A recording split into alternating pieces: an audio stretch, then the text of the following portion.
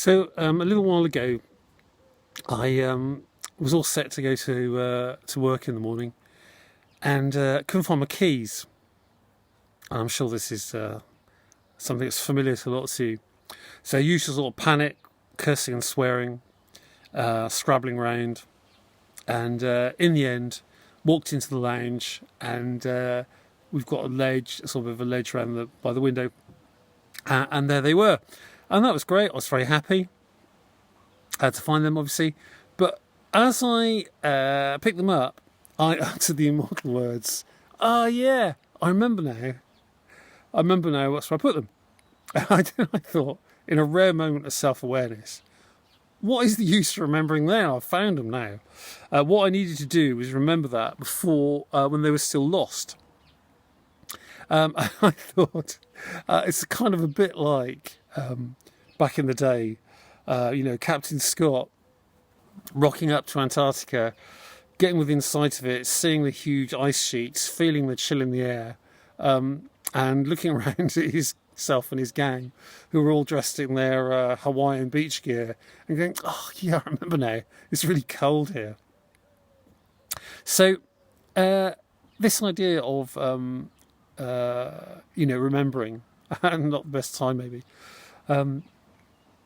or on the theme of that, in 2016, the government, very sensibly, careful government, ran a kind of multi-agency exercise in the UK, and what they were looking at was what would happen, or how well resourced we were to deal with a pandemic.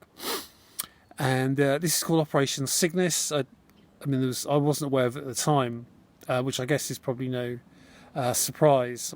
But those of you who've been watching the press during the time of COVID-19 will have noticed this came to light. So in 2016 we had this exercise, and at the end of it there were a number of recommendations. I will just read you, excuse me, just looking away a minute, but this is in the Daily Telegraph at the time. They don't name the academic, they say an academic. And he was quoted and saying this. He said, "We've been surprised at the lack of coherent planning for a pandemic on this scale. It's basically lack of attention to what would be needed to prevent a disease like this overwhelming the system." And then he identifies what the gaps are. In fact, there were 26 recommendations made in this Operation Cygnus. I won't go through all of them, but some of the headlines of the gaps were a shortage of ICU beds, lack of protective equipment, a lack of the possibility for epidemiological modelling, and also they were saying there's kind of a lack of flexibility in the system to deal with this. Now, during the COVID-19 pandemic in 2020, one of the things I think is really noticeable was that many of the politicians were talking about how the importance of following the science, being informed by the science, science-informed policy was very much part of the rhetoric. And I was struck at that point by the contrast to typically, most famously in education, in 2010, Michael Gove, who was the Education Secretary, famously said that we've had enough hearing from experts. So funny now that in a time of severe crisis, suddenly the government are only too keen to have help. Anyway, I was thinking with the Michael Gove, we've fed up with listening to experts.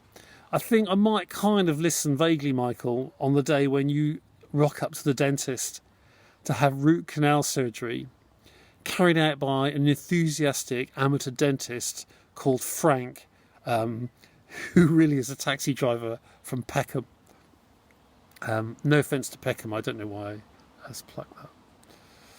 So it seems to me that this sudden focus on following science, this clearly seems to be a good thing. Of course, we should do this. But a bit kind of like me remembering when my keys were after I'd lost them and found them again. Maybe it would be a good idea if they remembered what a good idea it was to follow the science in 2016.